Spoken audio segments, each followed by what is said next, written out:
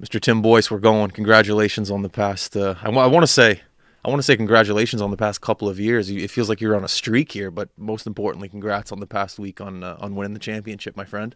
Thanks, appreciate it. It was fun to finally have a completion to a season. So Oh yeah, I never thought of that yeah, aspect. How many years has it been since like a finals was? we had 2 years shut down. 2 years. Yeah, yeah. So we haven't had a league champion crown since we went to Thunder Bay back in. That's when we were there. Yeah, yeah, I didn't even. I 2 years didn't. ago. I didn't know that. Yeah, Wow. This one must be a little bit sweeter then. it is. You know what? Just the teams that we've had the last couple of years, it was frustrating. It was really frustrating watching the seasons get canceled because we had some exceptional teams and exceptional kids. So Yeah. it was tough. So this one's a little more. Oh no, it's This fine. one's I can hear him fine. Yeah, it's good. Okay. Yeah, This one's a little more gratifying for sure. 100%. Yeah. What's the secret? You're winning a lot of hockey games. Good people. Good people. Yeah. Good people. And you know what? We've been blessed with some exceptional hockey talent the last few years for sure. Yeah. So, but you know what? It's not easy winning. If it was, everybody would do it. Yeah, that's fair. The development side of these kids, taking not a couple years off, but just not consistent hockey. You're in the trenches. You're on the ice every day. You see these kids' development from the season starts, I guess, in September till last week. Have you seen any lack in development, or have you seen a steady growth on the players that you've had for the past couple of years? Yeah. You know what? Like just this year, I think we've gotten better as a team. But I'm not going to lie. Like there was certainly a point, midway point of this year when we got shut down again, where like it was tough coming to the rink, and you could see it in some of the players. Like it was just a drag coming to practice for months on end without games being played. So I think development probably was hurt a little bit for some of these players for sure. But you try and do the best with what rules are put in front of you. So Yeah. I want to go back to talking about the finals that you just went through playing against Cape Breton. Great series, back and forth. You actually ended up going up to Cape Breton, played 2 games, I believe you played up there, correct? yeah, How yeah. much fun, I guess I only played 3, maybe 4 games. I was talking to dudes about this the other day, the hostile environment playing in that rink. Al McGuinness, is it still the Al McGuinness rink? Oh man, yeah. It's the Al McGuinness rink. You know what? The players that play up there, they're lucky. I don't know. I don't know if they realize it, but they have the best fans in the league. Like they have a fan base, and playing up there, the atmosphere is just incredible. Like we had to. I told a couple people this, but like the coaches now, like you had to walk across the ice because there was no way to get to the bench, but they fixed it so now you can walk around and get to your bench without going onto the ice, but you have to pass through all the fans. And there wasn't a period where we walked to the bench where somebody wasn't chirping us going onto the visitors bench. So, but you know what? It was awesome. Like you know what? I think kids relish playing in that kind of environment, and it was fun. I was looking at some of the photos that Logan McIsaac took. Shout out to Logan. And there were some photos where there's guys grabbing onto the glass, like yelling over the glass, like it was back in the 80s or 90s. It was unbelievable to see. And I remember some memories from back in the day of playing there. Just hostile environment. Some people compared it to going in to play in Boston if you're the Lakers. If you're going in, you just play in a hostile environment in the TD Garden. Just like hostile environment from the moment you get off the bus. Yeah. And I was looking at those photos. I was like, Tim must be going through something just looking at those photos and playing in front of the fans. So it's sick that you got to win it there too. Yeah, it was fun for sure. And there's just with that rink, there's nowhere to hide. Like on the ice, off the ice, like the fans are right on top of you, and you have to be at your best, and you have to compete to win games up there. There's just no way getting around it. Like you're not walking into that rink and skilling your way to victory because it's just a small rink. So. Yeah, it was fun. You don't have to answer this next question, but I do remember 2 years ago when we came to the Atlantic Challenge Cup with you in Charlottetown. You said your message was, boys, like there's no pressure on us, but pressure is a funny thing. We go here, we have fun, and you ended up winning. What was the pressure this year, or especially in the finals when you played against Cape Breton? Yeah, you know what I said yesterday, like it was a relief really winning because I think we were the favorites. Obviously the season that we had in the regular season and that, and you try not to put that pressure on your players. You want them to come to the rink and relax. But me personally, like I feel that pressure, and certainly it was a different type of pressure this year, being the favorites to win and having to go in against a team that was well prepared, like Cape Breton West was. Yeah, I feel like you don't like to be the favorite. I feel like you like to be the underdog. I mean, either way, it doesn't really matter to me. Pressure's pressure. Like whether you're the favorite or the underdog, at the end of the day, it's, you want to win, and you put that pressure on yourself to be prepared and have success. So, I think for me, whether we're the favorite or the underdog, I'll use that and try and spin it in a positive manner for our team. How do you manage I don't want to say egos, but, 15, 16, 17-year-olds that, you guys are the best team in the league, it seemed like, throughout the year. And like you just said, expectations are high. How do you manage those kids' expectations throughout the year and try to stay even keel? Because, I don't know, I feel the younger you are, the tougher it is to be like, boys, relax, calm down, let's just keep working hard. Yeah, you know what? I mean, it starts before the season even starts with player selection. We let kids, there's some kids very good hockey players that we let walk away from our program because we just didn't feel like they would fit into the culture. We want players that are buying into the team because we do roll our lines here. We don't cater to 3 or 4 players. It's a very team environment, and I think that's how we've had success over the last few years, is just making sure that everybody feels important and everybody has the opportunity to play. So it starts before the season even begins, and we lay the groundwork in our parents' meeting and our players' meetings and things like that, just letting everybody know that, we are going to roll the lines, and that's how everybody gets better. You don't get better sitting on the bench, and this is a development league, and we try to take that very seriously. And, I think we might exchange some years, we might exchange some losses at the start of the year, but it's going to benefit us in the long run at the end of the year. Well, to add to that question, you and I are in the rinks every now and then. I'm streaming, you're scouting, and every time I see you scouting, you're off almost by yourself, and you have I don't even want to talk to you because you have a look in your eye that's, don't distract me. I'm watching the game. It's very cool to see, but at the same time, I notice to kind of leave you alone. What are you thinking? What are you watching for when you're going your scouting trips? Yeah, when I go to the rinks, it's hard. You don't want to, be talking to parents. You can't focus on the game if you're talking to parents in the stands and other people. You know what? I'm watching, first thing's probably just compete level. Are kids first to pucks, and, are they willing to lay their body on the line to make a play, and character. So I'm watching them when they go back to the bench. How are they interacting on the bench? Are they calm after a bad shift? Things like that. There's multiple things you're watching, really, but for me, those would probably be two keys, because, like I said, we want good people in our program, and we want hard workers. The skill and things like that can come. Yeah. But you got to have that base to work with in character and hard work. So you're making sure the person has a fundamental aspect of a sound hockey player, and then if they make the team, then you just kind of shape it. I'm assuming what the recipe is. For some, yeah. I'm not going to sit here and kid you. Like, we've had some kids come in that have been exceptional hockey players before they even hit our doorstep, and but yeah, for some, there's certainly kids that there's room to grow, for sure. Wicked. When I first played for the Max, I think I was 18 years old. I was a late bloomer, and I remember making the team, and oddly enough, the first thing that ever came to my mind was, wow, I get to sit in that dressing room. You've been with the team how many years now? I think it'll be my 10th next year. Does that room still have special meaning to you 10 years in being the coach? I vacuum the floor every day. I knew you were going to say that. I vacuum the floor every day. It's important. Like, to me, it's a second home.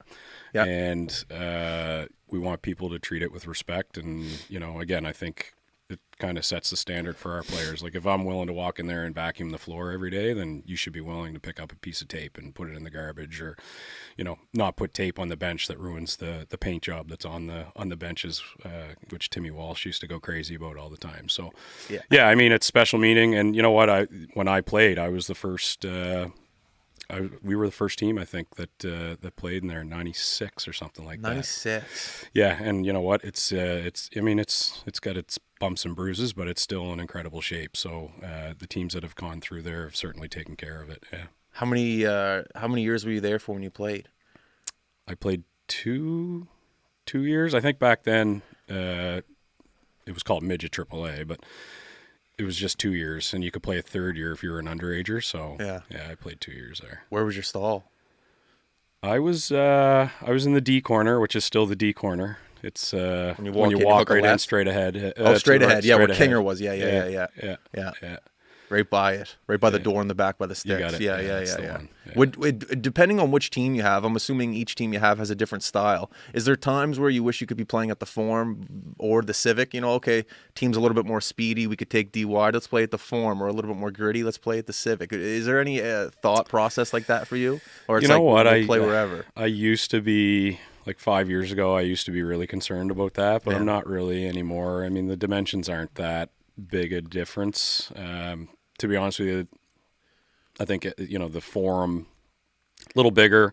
It's got its history and character and things like that. But you put 300 or 400 fans in the Civic, and it can be a rowdy place to play. So they both have their pros and cons. Have you seen or heard the rumors of the renovations going on there at the Forum? Yeah, there was actually, I watched a video on Saltwire Today or something the other day. There were a reporter talking about the renovations, and I think they were saying, I think it's going to be 2027 where it'll finally be done. But I think they're still talking about it, but it sounds like 2 NHL size ice pads, walking track, all kinds of different stuff. Yeah, community areas, and maybe it looks impressive. Hopefully they go through with it. Yeah, because there was rumors that they were going to demolish the thing, and that thing demolished my heart just hearing it. Yeah, I don't think they're going to do that. I think they can't because it's a heritage building. Wicked. So there's something tied into that where they can't actually demolish it. So, and you know what? I would hate to see it down too. It's a piece of Halifax history, and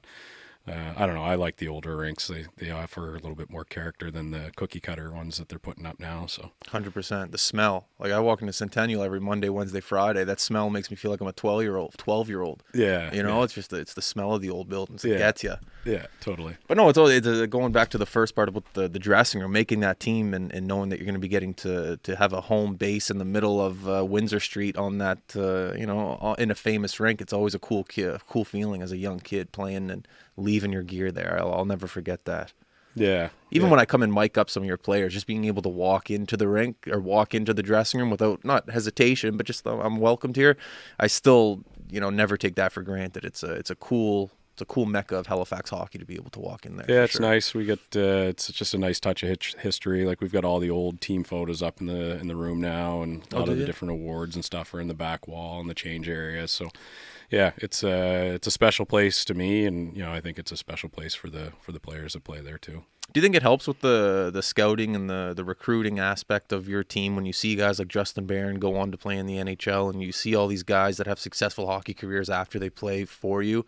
Do you think that helps with everything? Yeah, no question. I mean, these are the elite of the elite players that have come through the province. They're playing at higher levels, and we're proud to say that they played in our program. So, they're players that any young hockey player can aspire to be and look up to, and I think it certainly helps when you can roll out some names like Justin Barron and Shane Bowers and some of these guys that have come through the program in the last few years. Mm-hmm, for sure. And to be able to play right here in the city where a lot of these guys are from too definitely helps when they're, friends, family in attendance. It's just nice to be able to see. Yeah, I mean, we've been saying that for years. You don't have to leave home at a young age to get high quality hockey. This league is incredible. I mean, just look at the playoffs this year. We played the 8th seed, the 7th seed, and the 6th seed in rounds 1, 2, and 3. So there are quality hockey teams in this league and quality development, and kids don't have to leave to get that quality development. Is that kind of a thing right now? Like I remember when we were younger, leaving for midget was never a thing. It's like, no, I'm playing high school or I'm playing major midget. It was never I'm going to go down to Boston. Is that starting to creep into today's society? For some, yeah. I mean, I have my own theories on that stuff, but for some, the majority of the kids are still staying here, which is good to see. And you get the few that do go down there. I mean, again, you could do a whole show on this. The amount of kids I've seen that have gone down there in search of Division I scholarships that come home empty-handed and have just spent a pile of money. I mean, if you're going down there for education, I completely understand. I'm not gonna argue with you. Mm-hmm. But if you're going down there for a hockey experience, we're every bit as good, if not better, here in Nova Scotia at developing players. And again, if you're not a top 3-round pick in the Quebec League, you're probably not going to be offered a scholarship to a Division I school down there. It just doesn't happen. You get the outliers like the Brennan Sauniers and kids that continue to work at it and get them at 19 and 20 playing junior hockey. But I think it's a myth that a lot of parents say, "Oh well, I'm not good enough to play in the Quebec League. I'll just go Division I and we'll go to the States." Mm-hmm. It doesn't happen. That's just not how it works. Mm-hmm. Yeah. I always remember my development in Nova Scotia was exactly where I needed to be at the certain time. And I love my parents for this, for never arguing and never putting up a stink with not making a AAA team. Maybe I did in my head, being, I didn't make this team. I didn't crack this roster. But looking back at it now as a 30-year-old man, throughout my whole Nova Scotia hockey career, I was on the right team at the right time, oddly enough. I didn't make the max my first year, second year. I didn't deserve to be. I wasn't physical enough. Came in my third year. I was physical enough to make the team, and I had more confidence, and I played really well on that team. Moved on to Junior A. I had the right coaching and Troy Ryan. Got a couple stint games with the Mooseheads, and I'm happy for that. I think about it now, like I said, as a 30-year-old man, I look at my development and I go, no, I was in the right place at the right time for every step of the way. And looking back on it now, I don't think leaving home ever would have been the right decision. Maybe it would have been, but I'll never be able to tell. But looking back on it, playing hockey in Nova Scotia is a special thing, especially nowadays, knowing with the guys who are in the NHL that represent this province very well. It's a cool thing. You know it. I know it. Yeah. It's an unbelievable thing to know that, there's guys that are born here that are representing hockey at the NHL level. I take pride in it, even with this business. Yeah. Hockey is a big part of this business. I take pride in the fact that those guys are out there working their ass off, and we come here and work our ass off. And it all translates to playing hockey in Nova Scotia. It's a cool place to play. Totally. It really is. I for the size of our province, the amount of players that we've put into higher levels is impressive. Mm. Yeah, really 100%. Impressive. Liam O'Brien's another one of those guys. Just grinded his way through, and he's there now. Just signed a 2-year contract again. Yeah. Just there's a way to make it. Really cool. Yeah, you just got to keep sticking with it. Oh, in anything in life, not hockey. That's right. Just anything. That's right. When did you learn that lesson? Oh man, I've been sticking with it forever. I know, but at one point there must have been like, "Hey Tim, we got a job for you over here. It pays this much. It's not involving hockey." At what point did you learn that lesson? It's like, I'm going to stick with this. I like this. What point? Yeah, you know what? I think there's something to be said about just chasing your passion, and then you're doing it yourself, right? Yeah. Like, I didn't feel like I worked a day this year because I just love what I do with the Hawks, and you know what. I'm super passionate about hockey and kids, and so I'm blessed and grateful for that opportunity. So if you have a passion, chase it. Yeah. Congratulations, by the way, on that job. I completely forgot about that. Well, so what is the role with Halifax Hawks? Official title's technical director. Wow, man, that's awesome. Yeah, and you grew up in the Halifax Hawks organization as well. Oh man, the Halifax Hawks raised me. I grew up across the street, Centennial Arena or at Don Street apartment building. Like the Hawks put me through minor hockey. They paid for my registration. They fit me in gear and everything. We were a single parent family. My mom didn't have the money to take me. We didn't even have a car. So you just walked to the rink? I walked to the rink, and I had some really great families growing up. The Clarks and the McPhees and the Youngs and the Camerons would drive me to all the road games. They'd pick me up at my apartment and take me to all the road games, road trips, everything. So for me, like I'm a product of the Halifax Hawks. Like they kept me on the straight and narrow as a young kid, and kept me out of trouble. And it's kind of funny how life comes full circle. So I would have loved to have been a fly on the wall during that interview with that organization. Yeah. Did you even pull out a resume, or did you just tell them stories? No, I had to apply. Listen, the process was thorough. Yeah? Presentations and resumes and interviews, and it was thorough. Yeah. Interesting. Yeah, I guess there's a lot of people gunning for that job, You know what? It's funny. I ran into Brad Crosley a couple weeks ago at the Civic. The Wolverines were playing, and he said anybody who has an opportunity to work full-time in hockey should consider themselves lucky, and I certainly do. So, yeah. What's one aspect of the job that maybe you thought was a little unexpected? You're like, oh, okay, this is my responsibility now. What's one aspect that maybe didn't come as natural as you thought? You know what? For me, this has just been, the whole year has been a learning experience. Okay. Trying to just understand the ins and outs of minor hockey, and just really get a grasp on where I can help the most. So I think for me, this was a really good experience, and I'll be better prepared for next year. And I've already got lots of things that I want to implement for next year, and some tweaks and things like that we can do to the on ice product to just help the experience for the kids and the coaches. Yeah. Well, it's a tough year to be chucked in for the first year. That too. Yeah. Totally. Yeah. Starts and stops, and there was points we weren't supposed to mix groups, so I couldn't go on the ice with groups, and so it was a trying year, but I still went to the rink and watched practices and things like that. So you and I, like I said, we play pickup hockey at noon every now and then, and that's just on the ice. But what's the state of Centennial Arena? Is it, it's an older rink, but is there it behind the scenes? Is there any I don't want there to be any updates, anything like that. I think it's a great rink. I think it's perfect for what it is. But behind the scenes, is there any whispers going on with that rink, or it's there to stay? I haven't heard anything. As far as I know, it's there to stay. I mean, Stuart, those guys do a fantastic job in keeping that rink clean and up to date. And it's to me, it's a great minor hockey rink. It's the home of the Hawks. 100%. Yeah. 100. I always thought it would be great to have. Is Christmas with the Hawks still there? It wasn't this year. Hopefully it'll make a return next year. If it comes back, we want to get involved with that somehow. Just that rink. Is there good internet in that rink? Yeah. Is there? Yeah. Okay. Yeah, just like Christmas with the Hawks growing up in that rink, I'll never forget. Just some of I remember that tournament, maybe Sedma a bit too, was the first time you've heard of, I guess maybe you got to pay attention to other kids. Like I remember hearing of Brandon Duffy for the first time at Christmas with the Hawks, like Chris Dart, like those guys growing up, because you got to stick around and watch games after. Because usually when you're playing regular season, you just go, you don't watch the next game. But I remember that was the first time I got to sit and watch. Oh, this guy, he's going to be playing like Bantam AAA next year. This guy's going to be doing this next year. And I always remember that that tournament was big for me for just looking at other people. Love that tournament. I remember when I was growing up, it started on Boxing Day, so I couldn't. Oh, did it? Yeah, I couldn't wait for Boxing Day to just run across the street, and like I could literally spend the entire day there because there was game after game after game. And back then, Jack would let you play like tape ball hockey down in the corner. There'd be a couple nets off the side of the rink, so I'd be down in the corner of the rink playing tape ball hockey with my buddies down in the corner. And you got a belly full of chili too from the hospitality room.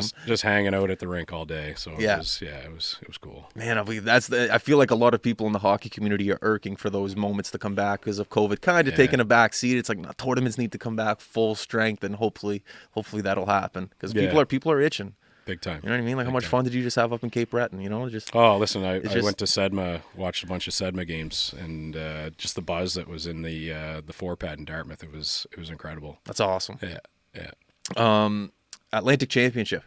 Yes. Newfoundland. I feel like we've had this conversation 8 times. Welcome to Paradise. Yes, right? Paradise, Newfoundland. Yes. Yeah. So when does this take place? We're flying out Wednesday night, and tomorrow.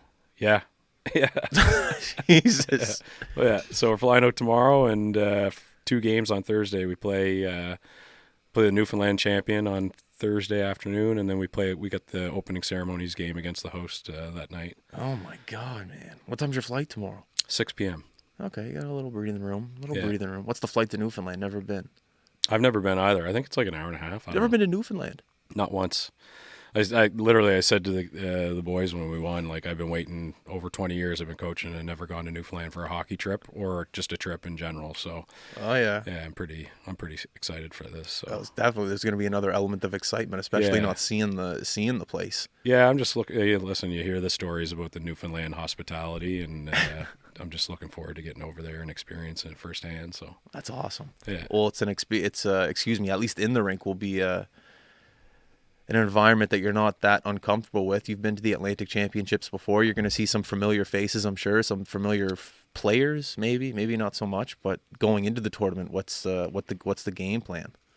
Yeah, I mean, the only team we've played that's at the tournament is Moncton. Obviously, we played them in the semifinals of the Monctonian and lost 3-2, but every team over there has the ability to win. You're playing the top teams of every province, so just got to be on your game, and I think that first day is going to be really important for us. We want to come out of the gates and play hard and secure a couple victories. So if we can do that, it'll set us up pretty good for the rest of the weekend. Do you think the first game sets the tone, not only for the tournament, just the buzz around the rink? I remember when we came to Charlottetown with you, it was like, oh, this, the Macs are good, but we were talking about other teams. Who was the other team you guys beat in the final? Kensington. Like, I remember the whole talk was about Kensington. Like, oh, these guys, man, they're good. These guys are good. Like, there was just buzz around the stadium. Do you think the first game kind of sets a buzz and that kind of can carry some momentum? How do you feel about that?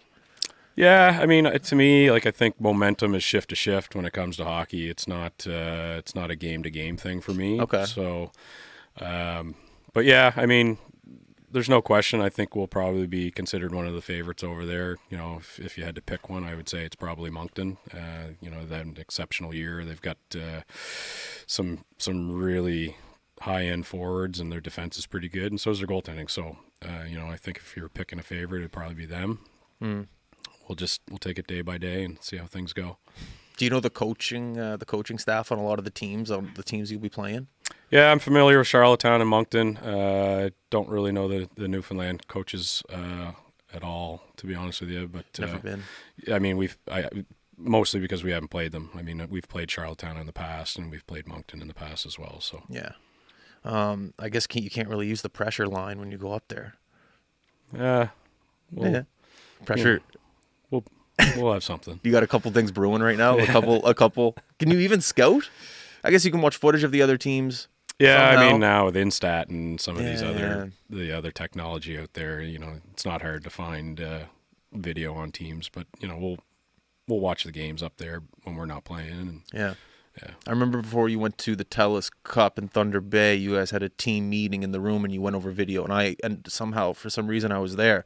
Are you guys going to have a meeting at all before you go to Newfoundland, or will it be in Newfoundland if you guys have a little team meal or something? Yeah, we've got meetings in our itinerary before every game, just to kind of get prepared for the team that we're playing that day. So we'll have some meetings over there. Do you feel it's important this time of the year to get maybe some of the guys are so consumed with hockey? Do you think it's kind of important to maybe get your mind off hockey, go to paintball, go-karting, anything like that? I remember September, this time of year, whenever I played and you saw the sun come out, you're playing hockey, it was always tough to get sometimes in that mindset. Yep. Do you find that with the guys right now? It's important to get your mind off hockey a bit? They're at the rink so much. Yeah. Practices and games and film and stuff like that, no question. Like we've actually started, we've been shortening our practices up the last 2-3 weeks. We've only been going an hour most times because we just feel like that's all we need. The rest is more important, and yeah, to your point, just getting away from the rink for a little bit is important for them as well.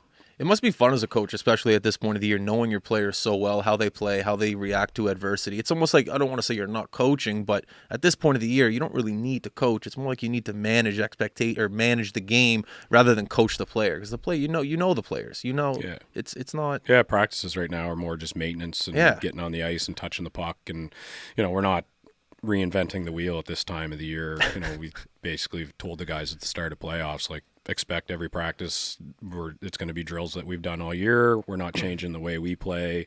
There might be some tweaks here and there, but it's just maintenance and staying fresh and the timing and things like that. Yeah. At what point of the year do you go into that mode rather than, okay, I need to still learn a little bit more about this player? Is it throughout the whole year you're, I guess, learning players, or is it at a point, maybe Christmas after the break, you're like, okay, I know this guy, I know what makes him tick? How long does it take to get to know that player? I think you're always learning. I mean, players go through highs and lows and slumps and things like that, so you always have to kind of keep your finger on the pulse of who's playing well and who's not, and who's reacting to certain situations in a positive manner, because you have to make tweaks. You can't just stay the same. If you stay the same, you're probably going home. So there's always little adjustments you have to make, but you never want to make anything major this time of year. Yeah. Do you know the ice surface that you're playing in Newfoundland? Is it big, Olympic size, small? I just looked it up and it said 2 NHL size ice surfaces, so I assume similar to the Forum. Yeah. Oh, yeah. Yeah. So NHL size? Yeah. Oh, yeah. So it's a duplex up there? Yeah, 2 rinks. Yeah. Oh, yeah. Yeah. That's good. I think the facility's fairly new from what I understand, but in Paradise. Yeah. That's sick. Yeah. Fresh ice to play on. It's also, I remember when we watched you guys up in Charlottetown for Atlantics, the ice was choppy by the end of it.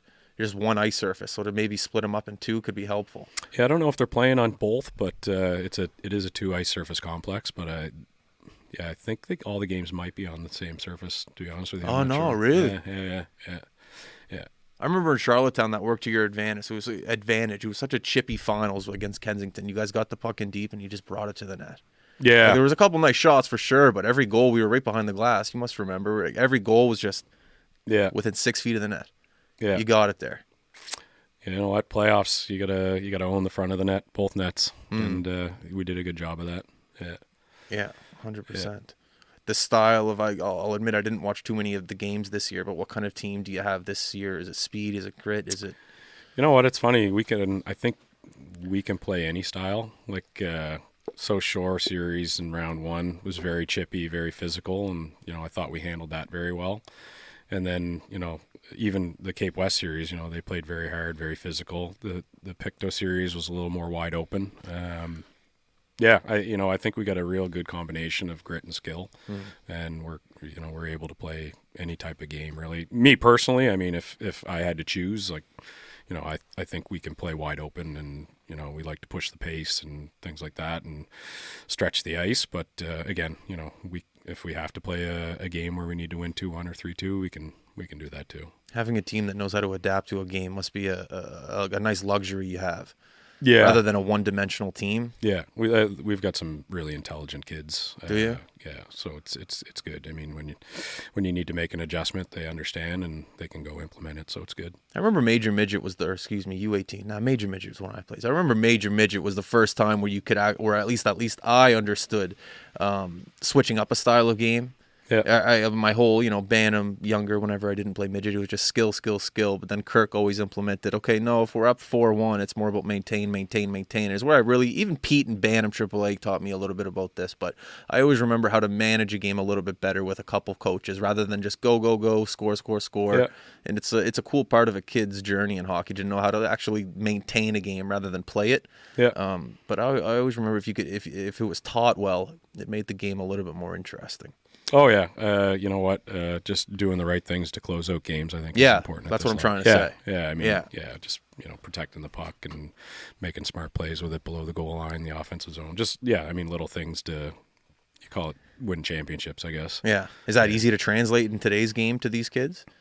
I mean, the majority. You always have one or two that will always want to, I don't know, play cute and make the pretty play at the when it's scouts in the stand. Yeah, and you just hit center ice and dump it in instead. You're protecting a 1-goal lead or something like that, and playing smart. But no, I mean our group was I go back to the third period of the clinching game. Like they played just super smart. They did everything right with the puck, kept it in safe places, managed it down low, back check hard. Like it was a championship period. We didn't score a goal until the empty net with 0.2 seconds, but we didn't give up much either. So it's good, yeah. You're going to the Atlantics for a reason, Yeah. It's like you're doing something right, or the team's doing something right as well. Yeah. I wanted to ask about the common question of a scout when they call you about these players. Excuse me, because the first time I was ever being scouted was Major Midget, and you saw the clipboard, you saw the P coats, you saw the Q logo. Well, what's the common question when a scout calls you? It differs a lot. Like a lot of scouts will call and just basically give me a name and tell me to talk about them, tell me what I know. Some of them that a lot of them that have been at the rinks a lot and have done their homework, they don't really need feedback from me on the on-ice play, and they just more would ask about, how is he off the ice? How is he with his family? Girlfriends, how does he act in school? How are his marks? Things like that. So a lot of it would be more just character references and how they are off the ice and are they coachable and things like that. Yeah. Is it easy to tell at this stage of the game? You said 10 years in, you've been coaching there. Yeah. Is it easy to tell if a guy has a pro potential attitude, just the way the guy walks into a dressing room, the way the guy conducts himself on the ice, or is that too young of an age to go, maybe pro, maybe not? Yeah, I mean, pro. Yeah, like getting to the pro level is not easy. Like getting to the major junior level is not easy. So pro is just another level altogether. I mean, I think when Barron and Bowers came through our dressing room, we knew that they were probably going to play some level of pro at some point in time. What level, didn't know, but there are exceptions to the rule. Other than that, I mean, it's too hard to tell at that point. Yeah. What was it about Justin and Shane that you just went, oh, okay, there's something there? Was it attitude? Was it on the ice? What was it? Everything? Just the way they conducted themselves? I mean, Justin Barron was as low maintenance a hockey player that I think we've ever had. He just, outside the exceptional talent, like he just did everything right. And I mean, still to today, like you never hear anything about him away from the rink, right? Like he does his job and he goes home.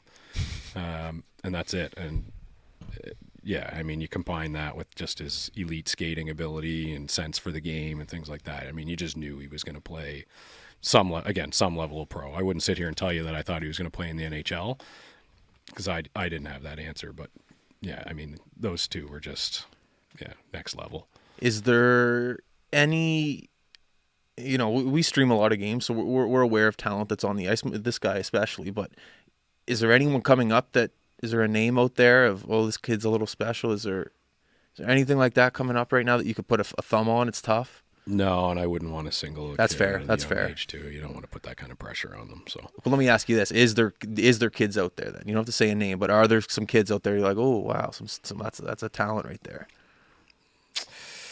There's some good hockey players. Okay. Yeah. Okay. I mean, again, I think they need to keep working at their game. Okay. Yeah. That's fair. That's fair. Yeah. It's always exciting though. This part of the world, some good hockey players coming out. It makes our job a little bit more fun. Yeah. That's good. Yeah. So 6:00 flight to tomorrow night. What's the plan from now till 6? So we got to practice today, 4:30 down at the Scotia Bank Center. So we're practicing actually before the Mooseheads play the Eagles. So that'll be fun for the guys. And then we're actually going to the game afterwards as a group. And then just pack your gear, check it twice, make sure you got your gear in Newfoundland because if you don't, you might not be playing. And that's it really. Just be at the airport on time and have a good attitude. 100%. Oh man, I'm pumped right now for you. I just know where your headspace is at right now. Just getting to play more hockey right now, going into the summer months. It's a good feeling. It's a great feeling. No, it's fun. You know what? Like just game planning is fun. Preparing is fun, and I don't know. Maybe my wife's getting sick of me watching video and stuff, but. Anyway, yeah. Have you watched the movie The Miracle yet this year? No. Why not? I'm not a movie guy. No? No, I'm at the rink too much, and I'm not a TV guy. Like I don't. My wife tries to get me into Netflix series and things. I won't. I don't know. I'm more of a like I'd rather sit down and watch a baseball game than a movie. Interesting. Yeah. What are you shaking your head for? Yeah. I agree. Yeah. So no movies, no TV, just hockey, I just love baseball. competition, man. Yeah? Anything where there's something on the line, I'd rather watch that than a movie or something. All right, that's good. Yeah. Fair enough. NHL playoffs. Who do you like? Oh, I mean, Colorado's. I mean, yeah, that'd be my pick. I mean, I'm a Leafs fan. I don't know what's going to happen there. I really don't. But yeah, I don't know. Colorado, don't sleep on Carolina. I think they got some good depth, and I think those guys love playing for Brindamore. So Yeah. Those would probably be my two teams. I wouldn't want to get Florida in the first round. Who's Toronto matched up with right now? Tampa? Tampa or Boston? It was the two teams that I had heard. I don't know. The West isn't set yet, is it? The West, but the East is. The 8 have clinched, but the matchups could change. Yeah. Playoffs this year. It's going to be interesting. There's good teams going to be out in the first round. Some really good teams are going to be out. Versus Toronto right now. Say that again, sorry? Tampa versus Toronto. Okay. But that could change. It could change, but that's what it stands right now. The Lightning versus the Leafs. Okay. No, the playoffs are going to be... Last year, did they have fans in the playoffs? So only the American market. Canadian market, they didn't. Yeah. Yeah, the playoffs this year are going to be insane with the fans. Yeah. And every team's good. Every team is... Oh, listen, there's going to be some very good teams going home in the first round. The parity in the NHL is awesome. Like I think that's one league where they've got it right. Yeah. Yeah, every team is skilled. Yeah. Every team. Even if the team isn't good, at least they have skilled players on the actual team. It's becoming more easier to market to a general audience. Yeah. They're the zebras. It's question. It depends. you're gonna sit here and you could be like Tortorella and shit on it, but you know it sells the game. What do you want me to say? Totally. It sells the game. Yeah. How much time are we at right now? 45 minutes. 45 minutes right now. Yeah, around that. Okay. Advice to young hockey players that want to succeed in the Nova Scotia or just hockey market in general and move on from, like I said earlier, you being in the trenches and you in the game every single day. A little bit of advice to the youth. Just put your head down and work and listen to your coaches and be a good teammate. I mean, that's it. Don't get too far ahead of yourself. Stay in the day and stay in the moment, and yeah, just work. All right, I like it. Yeah. Tim, I want to thank you for coming on the show. You're the man. I want to wish you the best out in Paradise, Newfoundland. Appreciate it. We'll be watching, and I hope you come back with what do you get? Another trophy up there. Hopefully, you can bring it back, and we'll do another episode. We'll see. Before we sign off here, I told Kyle with Cape Breton West, there's a hockey mom in Cape Breton named Gail Stewart, and she's in need of a stem cell donor. So I know you guys obviously have a big platform. So anybody listening, if you could go to Instagram, join Gail's fight. She's looking for a stem cell donor. So anybody that falls within the age, I'm actually too old, so apparently I'm no good. Okay. But anybody that is interested in joining her fight and can just take a swab, 5 minutes for a swab, and see if they might be a match. Would be greatly appreciated. So, what was the name of the Instagram page? Sorry, say it. Join Gail's Fight. Join Gail's Fight. Okay, yeah. Sounds good. We'll try to make that a clip there, and we'll put it out so we can get some traction to it. Yeah, that'd awesome. be great. Yep. Tim, once again, thank you very much for joining the show. I appreciate your time. I wish you the best of luck here in the next week. Thanks, man. Appreciate it. Everyone listening, thank you very much for tuning in. Tuesday, beginning of the week. Work hard, have fun. We're out. Peace.